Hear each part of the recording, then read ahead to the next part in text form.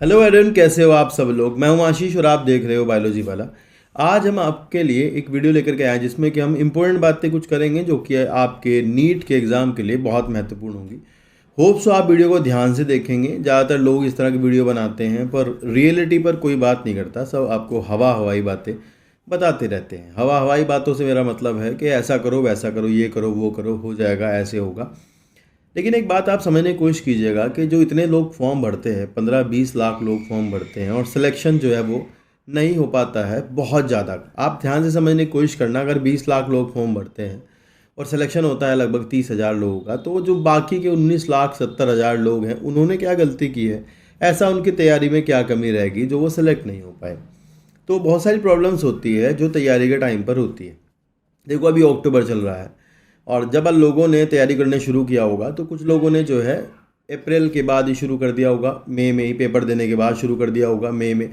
कुछ ने मई के बाद थोड़ा बहुत कोचिंग वोचिंग ढूंढा होगा, इधर उधर गए होंगे, बहुत सारा ढूंढते हैं लोग, बात सर्च किया होगा, यूट्यूब ऑनलाइन ये सब ढूंढा होगा। उसके बाद लोगों ने शुरू किया होगा, कुछ ने जुलाई में बैच ज्वाइन किए होंगे कोचिंग्स के। कोई कोटा गया होगा, कोई जो है लखनऊ गया होगा या फिर जहाँ जहाँ भी कोचिंग्स है वहाँ गए होंगे और लोगों ने तैयारी करना शुरू कर दिया। अब बात यह है कि वहाँ कोचिंग में ना शुरुआती चीज़ें आराम से जैसे पढ़ाते हैं वैसे पढ़ाते हैं। कोचिंग का एक टारगेट होता है कि 8 महीने में सिलेबस कवर करना होता है। सभी टीचर्स का भी यही समझा के भेजा जाता है कि आपको सिलेबस को कवर करना है, इस तरीके से पूरा करना है और तब तक पूरा करना है, ऐसे टारगेट्स होते हैं। और जब आप एनरोल होते हैं तो आप एक कंपनी में एनरोल हुए हैं, ना कि किसी शिक्षण संस्थान में, और जहाँ शिक्षक का आपसे कोई मतलब जहाँ टीचर का आपसे कोई आपसी संबंध नहीं होता। टीचर ऊपर मंच पर खड़ा रहता है और आप 400 बच्चा नीचे बैठा रहता है और बस सुन रहा होता है। वहाँ आप किसी से भावनात्मक जुड़ाव नहीं रख सकते, वहाँ आप किसी से बात नहीं कर सकते। बस आपको जो पढ़ा दिया गया, अगर आपने ध्यान से सुन लिया ठीक बात है, नहीं सुना तो कोई बात नहीं। उसके बाद बोलेंगे डाउट काउंटर पे आना, यहाँ आना वहाँ आना। और ये बच्चा जो है जो 12वीं करके तैयारी करने गया है वो इसी चक्रव्यूह में फंस जाता है। उसके बाद जो है वो शुरू कर देता है करना, जैसे वो करा रहे होते हैं, धीरे धीरे वो पढ़ता रहता है। रिवीजन करना वो भूल जाता है। पहले 11वीं का तैयारी करते हैं, फिर 12वीं का चलता है या फिर कई जगह मिक्स चलता है। कभी 11वीं का टॉपिक हो गया, कभी 12वीं का टॉपिक हो गया और वो बच्चा इतना परेशान हो जाता है। हाँ, रियलिटी बता रहा हूँ आपको, हवा हवाई बातें नहीं है। कि वो बच्चा परेशानी के उस दौर पर आ जाता है नवंबर दिसंबर आते आते कि उसको ये समझ नहीं आता कि तैयारी क्या है, करना क्या है, कैसे नंबर आएंगे, कितना करना है, कहाँ से करना है। टीचर कहते हैं नोट्स पढ़ो और आपको दिए गए होते हैं मॉड्यूल। दो चीज़ें ध्यान से समझना। टीचर ने नोट्स लिखवाया है और आपको एक मॉड्यूल थमा दिया गया है, मॉड्यूल के पीछे क्वेश्चंस हैं। लोग कहते हैं कि मॉड्यूल के क्वेश्चंस कर लो। बाज़ार में बहुत सारी किताबें भी मौजूद हैं। कोई कहता है कि किताब खरीद लो और उस किताब से आपका क्वेश्चंस कर लो तो आपकी प्रैक्टिस अच्छी हो जाएगी। उसके बाद बच्चा 6 घंटे कोचिंग में बैठा रहता है, तो 6 घंटे वहाँ रहता है, घर आता है, घर पे बोलते हैं 8 घंटे घर पे पढ़ो। और शेड्यूल उसका है नहीं, तैयारी करना उसको पता नहीं है। कोई इस बारे में बात नहीं करना है कि कैसे पढ़ना है, ये सब बताता नहीं है कोई। क्या पढ़ना है, कितना पढ़ना है, कहाँ से पढ़ना है, कितनी बार पढ़ना है, ये सब बातें नहीं करते। ठीक है। ज़्यादातर चीज़ें आपको कॉपी में लिखवाई जाती हैं जिनका एग्ज़ाम से बहुत ज़्यादा ताल्लुक़ नहीं होता है। पेपर कई बार वो सवाल पूछता भी नहीं है जो आपकी कॉपी में होते हैं। अगर आप ध्यान से 3-4 साल या 5 साल के नीट के पेपर का एनालिसिस करोगे ना बैठ के, अगर आप देखोगे कि पेपर क्या है, तो आप पाओगे कि पेपर बहुत आसान है। इजी इजी चीज़ें आपको पूछी गई हैं, आसान आसान पूछा गया है, बेसिक्स पूछा गया है। कोई आईएएस की परीक्षा नहीं हो रही, नीट की तैयारी हो रही है, नीट का पेपर है। बस एक एडमिशन है जो कि मेडिकल कॉलेज में होना है। पर आप नहीं, आपको ज़्यादा पढ़ना है। ज़्यादा पढ़ोगे तो कवर नहीं कर पाओगे। ज़्यादा जब पढ़ते हैं लोग तो ज़्यादा पढ़ना मतलब आप जो डाटा है बहुत सारा ना उसको अपने अंदर भरने की कोशिश कर रहे हैं, जबकि ऐसा हो नहीं सकता। 8-9 महीने की तैयारी में आप इतना डाटा नहीं भर सकते अंदर कि आपके दिमाग में बैठ जाए।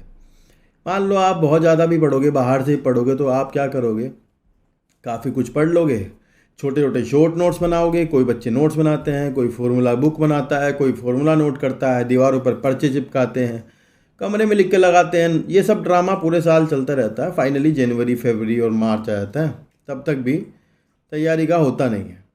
उसके बाद पता क्या होता है, उसके बाद होता है कि चलो बायोलॉजी केमिस्ट्री कर लेते हैं इस साल और फिजिक्स जो है वो अगले साल कर लेंगे। अपने घर पे फ़ोन करेंगे और घर पे बोलेंगे कि मम्मी हमसे नहीं हो रहा है, हमसे इतना ही हो रहा है। फिर हम अगले साल कर लेंगे। तो घर वाले भी बेचारे बोलते हैं ठीक है कोई बात नहीं भाई, इतना ही कर लो, अगले साल देख लेना, कोई बात नहीं। लेकिन आप समझो कि आपने क्या किया है, 1 साल तक आप क्या कर रहे थे जो आपसे हुआ नहीं, समझ क्यों नहीं आया आपको, प्रॉब्लम क्या थी आपकी, आप ये भी समझ नहीं पाते कि मेरी दिक्कत क्या थी, मेरा क्यों नहीं हो रहा है, समझ में क्यों नहीं आ रहा है। दूसरा एक और बात है, जो कोचिंग के टेस्ट चलते रहते हैं उन टेस्ट में आपके नंबर नहीं आते।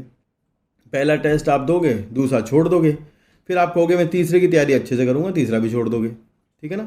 तीसरे में आपका आधा टॉपिक कवर होगा, आधा नहीं होगा, फिर आप बोलोगे मेरा तो बैकलॉग इकट्ठा हो गया, मेरा पीछे से नहीं हो पा रहा है, मेरा पीछे का बहुत रह गया है। समझ रहे हो ना ये कहानी।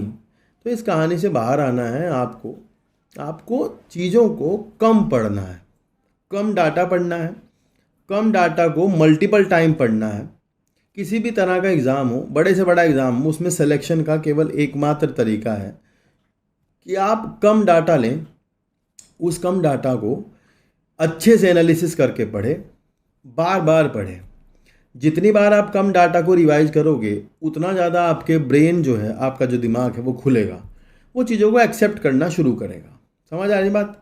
तो धीरे धीरे ही चीज़ें कवर होती हैं, धीरे धीरे ही आप ऐसा कर पाओगे। अगर आप एक बार में ही करोगे तो इट इज़ इम्पॉसिबल कि आप ऐसा कर पाओ। समझ आ रही ना मेरी बात को। तो अगर हम एक सब्जेक्ट लेते हैं, चलो बायोलॉजी की हम बात करते हैं, जैसे कि हमारा सब्जेक्ट बायोलॉजी है तो हम उसकी बात करते हैं, कैसे उसे प्रिपेयर करना है एग्ज़ाम के लिए। मान लीजिए कोई तैयारी कर रहा है और अभी आप फाइनली देख सकते हो, मान लो अक्टूबर आ गया है, 1 अक्टूबर है आज जब मैं वीडियो बना रहा हूँ। तो आप समझो अक्टूबर, नवंबर, दिसंबर, जनवरी, फरवरी, मार्च, अप्रैल, इतना है, 5 मई को आपका एग्ज़ाम है। अब आप समझो कि कैसे आप 11th क्लास के 22 चैप्टर हैं, 12th क्लास के 16 चैप्टर हैं, कैसे उसको कवर करोगे, कितनी बार आपको पढ़ना है और कितनी बार पढ़ने से आपको लगता है कि आपके 360 नंबर आएंगे। लगभग अगर 20 बार पढ़ोगे तब जा कर के संभावना है कि आप 340 नंबर का सही कर दो, तब भी संभावना है। अगर आप उन चैप्टर्स को 20 बार पढ़ोगे तब जा कर के संभावना, रियल पिक्चर है ये, आप हवा से बाहर आइएगा, हवा से बाहर आइएगा, ध्यान रखना ये बात। अगर आप 20 बार पढ़ोगे ना तब जा कर के आपका दिमाग सेट होगा और आपका दिमाग जो है वो आपका इमेज करेगा, इमेजिन करेगा, इमेज बनाएगा अपने अंदर। जब आप क्वेश्चन देखोगे पेपर में बैठ के तो पेपर आपको दिखेगा और आपको बुक दिख रही होगी अपने दिमाग के अंदर कि भाई यहाँ से क्वेश्चन पूछा है, फिर आप उसका आंसर लगाओगे। समझ आई बात। तो आपको ये प्लान करना है कि how to complete the whole syllabus of biology 20 times. तो उसके लिए क्या प्लान हो सकता है, एक बेस्ट प्लान क्या हो सकता है। तो आप सोचो कि अगर हम ऐसा करें, मान लीजिए 22 चैप्टर हैं और अक्टूबर से आप शुरू करना चाहते हैं। ध्यान रखना एक और बात, आपका जो ट्यूशन्स कोचिंग्स वगैरह में सिलेबस होगा वो बहुत देर बाद नहीं पड़ता है, दिसंबर में जाकर के कहीं खत्म होगा, जनवरी फरवरी में भी हो सकता है, जनवरी फरवरी जाकर सिलेबस खत्म हो। तो आप जब सिलेबस कोचिंग में चलता रहता है तो उस टाइम पे आपको रिवीजन का तरीका पता नहीं होता और रिवीजन आप कर नहीं रहे होते हो, फिर आप बाद में रिवीजन करने की सोचते हो। तो ये बहुत बड़ी प्रॉब्लम्स हैं, बाद में आप नहीं कर पाओगे, आपको अभी करना होगा। जितना सिलेबस कवर हो गया आपको अभी से उसको तरीके से शुरू करना होगा। तो शुरू कैसे करना है ये समझो। मान लीजिए हम ऐसा कर लेते हैं कि एक चैप्टर को 2 दिन का टाइम देते हैं और 1.5 घंटा हम बायोलॉजी पढ़ने के लिए रखते हैं, 1.5 आवर ओनली, इससे ज़्यादा नहीं पढ़ना, टेंशन भी लेनी है। आप 1.5 घंटा पढ़ने के लिए रखो और एक रखो कि 1.5 घंटे आज पढ़ूंगा, 1.5 घंटे कल पढ़ूंगा और एक चैप्टर कवर करूंगा, वो भी एनसीईआरटी से। ध्यान से सुन लो, एनसीईआरटी पढ़नी है, नोट्स कॉपी किताबें नहीं पढ़नी होती भाई। जो फेल होने का मुख्य कारण है वो यही है कि आप 10 जगह से पढ़ते हो, 10 सोर्स नहीं पढ़ने होते, एक ही सोर्स से पढ़ना होता है। और जब आपको यूट्यूब, इंटरनेट, गूगल सब जगह बताते हैं कि भाई एनसीईआरटी पढ़ो, तो आप इधर उधर से मत पढ़ो, एनसीईआरटी पढ़ो। नोट्स ना बनाओ भाई, नोट्स बनाना ही खतरनाक है। फिर 2 चीज़ें खुलेंगी, नोट्स खुलेंगी, किताब खुलेगी, परेशानी होगी। तो आप समझो इस बात को कि हम कैसे पढ़ें। हम समझें, हम बता दें कैसे पढ़ेंगे ऐसे कि हम किताब में ये डिसाइड करते हैं कि भाई पहला चैप्टर है, जैसे मान लो पहला चैप्टर लिविंग वर्ल्ड है, वो 1 दिन लेगा। उससे अगला बायोलॉजिकल क्लासिफिकेशन है 11th क्लास का, उसको हम डिसाइड कर 2 दिन देते हैं, या फिर हम 2-2 दिन सबको देते हैं। तो 2 दिन हम 1.5 घंटा पढ़ेंगे तो एक चैप्टर कवर करेंगे। ध्यान से सुनो, 2 दिन में एक चैप्टर कवर करते हैं, आराम से हो जाएगा। एनसीईआरटी से होना आसान है, आराम से लाइन टू लाइन भी पढ़ोगे तो भी होगा। समझ रहे हो। उसके बाद आप समझो 22 चैप्टर हैं, अगर आपके 44 या 50 डेज भी लगा लो, मान लो 50 डेज आपके 11th क्लास को ऐसे कवर करने में लग जाते हैं, धीरे धीरे भी, कोई चक्कर नहीं है, ज़्यादा जल्दी ना मचाना। उसके बाद आप 12th क्लास शुरू करते हैं। मान लो अगर उसके बाद आप 12th क्लास शुरू करते हैं, अगर आपका सिलेबस कवर हो गया तो आप पहले भी उसको एडजस्ट कर सकते हैं, ऐसे ही आराम से बांट के हिस्सों में, इतना आज इतना कल करूँगा। तो आप समझो 44 डेज या फिर 50 डेज में आप 11th कवर कर लेते हो, तो आपका जा करके नवंबर में आपका मान लो 11th खत्म हो जाएगा। समझ रहे हो? 20 नवंबर को अगर हम आज 11 शुरू करते हैं तो 20 नवंबर को ख़त्म हो जाएगा ना। पर ये करना पड़ता है शुरू। ये बातें कल्पनाओं में नहीं होती हैं। ये ऐसा नहीं होता कि आप हवा में बैठ के सोच रहे होते हैं कि हो जाएगा, ऐसा कर दूंगा, ऐसा हो जाएगा। नहीं, आप स्टार्ट करो। स्टार्ट करोगे तो होगा ही। तो कोई ताकत नहीं है जो आपको रोक देगी। फिर जब आप स्टार्ट कर दोगे तो एक बार स्टार्ट करोगे बस हो गया। ध्यान रखना है बात। तो आप 50 दिन में कवर कर सकते हो 11th क्लास। उसके बाद 16 चैप्टर हैं 12th क्लास के, 30 दिन वो भी लेंगे। एक आधा चैप्टर तो पहला कुछ है ही नहीं, वो तो आसान ही है। तो आप समझो 30 दिन बोलेंगे तो मतलब दिसंबर, फाइनली अगर हम बात करें तो दिसंबर 30 तक एक बार आप रिवीजन कर सकते हो अच्छे से प्लान करके, वो भी एनसीईआरटी से बस। और कुछ पढ़ना ही नहीं होता, पढ़ना ही नहीं है। I will let you know that कि क्वेश्चन कहाँ से आते हैं। मैं बताता हूँ कहाँ से आ रहा है एनसीईआरटी से। अगर आपको पढ़ना है तो आप डिस्क्रिप्शन में जाएँ, वहाँ मैंने प्लेलिस्ट का लिंक डाला है, मैं पढ़ा रहा हूँ एनसीईआरटी। आप देखें पेपर वहीं से आएगा। एक एक लाइन 1 to 1 एनसीईआरटी से आती है। पर पढ़ना कैसे है, कहाँ से पढ़ना है? पढ़ाता कोई नहीं है आपको। आपको सब बोलते हैं एनसीईआरटी से पढ़ते हैं, फिर कहते हैं कि कोचिंग ज्वाइन कर लो, आ जाओ हमारी कोचिंग ज्वाइन कर लो। समझ रहे हो? आपको यूट्यूब के प्लेटफॉर्म से लेकर के जाते हैं अपनी कोचिंग में, वहाँ पैसे लेते हैं, पैसा कमाते हैं। समझ रहे हो? तो मैं आपको फ्रीली पढ़ा रहा हूँ। डिस्क्रिप्शन में जाओ, अगर देखो लिंक पे जा करके। अगर नहीं देख सकते, आपको आता है पढ़ना तो आप खुद पढ़ें। पर आप दिसंबर तक 12th क्लास कवर करें। उसके बाद आप जनवरी में आएंगे तो आप ध्यान रखना, एक दिन में आप फिर एक एक चैप्टर का टारगेट करें। कोई भी हो, एक दिन में एक चैप्टर कवर करें। 22 दिन होंगे तो 11th कवर करें, फिर बचे हुए दिनों में आप 12th कवर करें। या फिर सुबह 11th पढ़ें, सुबह उठते ही 11th पढ़ें, या शाम को सोते टाइम 12th पढ़ें। इस तरह से करें और जनवरी में आप एक बार फिर से कवर करें। फिर आप उसी ड्यूरेशन में, टाइम ज़्यादा नहीं बढ़ाएं, या 2 घंटे कर लें, उसी ड्यूरेशन में आप 2-2 चैप्टर पढ़ना शुरू करें। क्योंकि आपने एक बार अभी पढ़ लिया था तो आपका टाइम घटेगा और चैप्टर बढ़ेंगे। समझ रहे हो? तो धीरे धीरे फिर फरवरी में आपके 2 रिवीजन लगेंगे। अगर आप लिखोगे, कॉपी पे करोगे तो आपका होगा ऐसा। फिर आप मार्च में आओगे तो मार्च में आप ड्यूरेशन वही रहेगी, उस ड्यूरेशन में आपका टाइम फिर से चैप्टर बढ़ेंगे। 1 घंटे में आप 2-2, 3-3 चैप्टर एक बार में देख लोगे। समझ रहे हो? तो इस तरह से होगा क्या कि आपका 10 बार, एटलीस्ट 10 बार तो आप रिवीजन कर सकते हो। अगर आप बहुत एफिशिएंट हैं, ज़्यादा टाइम दे सकते हैं, तो ज़्यादा बार भी आप रिवीजन कर सकते हैं। पर भाई 15-20 बार अगर कोई एनसीईआरटी को नहीं नज़रों से गुजार रहा है, नज़रें नहीं उसके अंदर से जा रही हैं होकर के किताब के अंदर से, तो आप ये कल्पना वाली बातें छोड़ दीजिए। सिलेक्शन होगा, तैयारी कर रहे हैं, फालतू है ये सब बात। फिर अगर आप उतना नहीं कर सकते तो फिर ये चाहिए छोड़ दीजिए तैयारी वगैरह।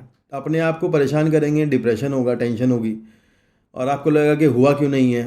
और ये नीट का एग्ज़ाम ऐसा है कि ये आपको 500 नंबर सबके आएंगे, 520 सबके आएंगे, 530 सबके आएंगे। 530 आए, 40 आए, 50 आए, होता तो कुछ नहीं ना। होगा तो उतने पे जाके जितने पे होता है। तो उसके लिए आपको बायोलॉजी में 360 चाहिए, 350 लाओ। 350 तो चाहिए ना भाई। तो 350 लाने के लिए आप क्या समझते हैं? आपको पेपर में 40 मिनट में बायोलॉजी करनी है, 40 मिनट में आपको कवर करना है वहाँ। वो गोले भी भरने हैं 40 मिनट में ही। तो अगर 40 मिनट में नहीं भर पा रहा तो आदमी फिजिक्स नहीं कर पाता, उसको लिए 1.5 घंटा चाहिए केवल फिजिक्स के लिए। तो जो लोग बायोलॉजी 1 घंटे में करेंगे वो फिजिक्स 1.5 घंटे कहाँ से करेंगे भाई? उनका होगा ही नहीं। तो यही एक ऐसी सी प्रॉब्लम्स हैं। जो रियल पिक्चर है वो ये है। हाइपोथेटिकल तो बहुत अलग बताते हैं दुनिया में लोग, पर ध्यान रखना भाई मेरी ये असली बात है। मतलब आप ऐसे ही प्रैक्टिस करें, इतनी बायोलॉजी पढ़ें, इतनी बार किताब पढ़ें कि आपका जो पेपर है बायोलॉजी का वो 40 मिनट में ख़त्म हो। तब 1 घंटे में केमिस्ट्री करो, बचा हुआ टाइम फिजिक्स को दोगे, तब सिलेक्शन के करीब जाओगे। बच्चे फिजिक्स के 25 ही सवाल पढ़ पाते हैं, करेंगे तो कम ही, क्योंकि टाइम ही नहीं होता। क्योंकि बायोलॉजी इतना अच्छे से पढ़ी है पहले, मतलब बायोलॉजी का पेपर ही आराम आराम से कर रहे होते हैं, तो फिर होता ही नहीं है। तो आपके लिए एक सलाह है, बहुत अच्छी सलाह है, अभी से प्लान करें, बातों में ना आए, किसी के चक्कर में ना पड़े, इधर उधर कॉपियाँ नोट्स किताबों के चक्कर में ना पड़े। और बहुत ज़्यादा ऑब्जेक्टिव करने की ज़रूरत भी नहीं होती, पर बार बार किताब पढ़ने की ज़रूरत होती है। मेन कॉन्सेप्ट है ये कि read the book thoroughly again and again, बार बार पढ़ो, ठीक है ना। तो होप सो आपको कुछ बात समझ में आई होगी, और वीडियो अच्छी लगी है तो आप कमेंट करके जरूर बताना। कोई और बात किस दिन लेकर के आएंगे। साथ ही साथ मैं आपको नीट के लिए बायोलॉजी एनसीईआरटी पढ़ा रहा हूँ। आप पढ़ना चाहते हैं तो आप डिस्क्रिप्शन में देखे लिंक पर जाएँ, वहाँ पर आपको प्रॉपर लिंक मिलेगा। पढ़ाई जा रही है NCERT, learn to learn 1 to 1। क्या आएगा पेपर में बताऊँगा मैं आपको, और आप एक बार बस भरोसा करके देखिएगा तो आपको काफ़ी मदद मिलेगी, ठीक है ना। तो मिलते हैं नेक्स्ट वीडियो में, बने रहना चैनल पर। Take care, bye bye.